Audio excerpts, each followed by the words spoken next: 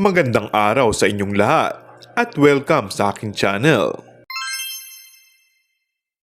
Para sa nalalapit na Pasko, masayang inihayag ni primetime star Coco Martin na tinulungan siya ng kanyang kasintahan na si Julia Montes na bumili ng mga regalo, lalo't hindi pa tapos ang kanyang Christmas gift shopping.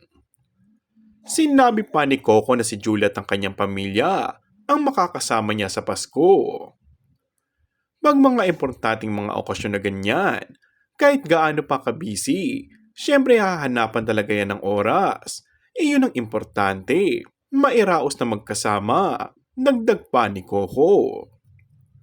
Yun din naman ang gusto ni Julia, makapag-celebrate kami ng Christmas together, kahit full of work.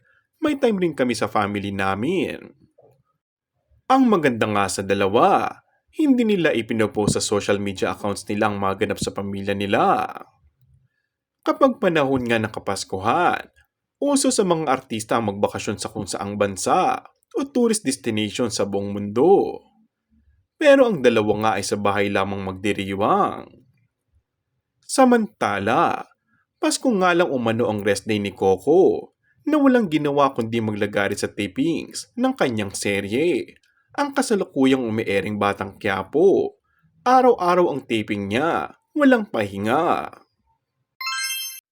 And that's all for our today's video. Kung bago ka lang sa aking channel ay mag-subscribe at pindutin na rin ang notification bell. Maraming salamat!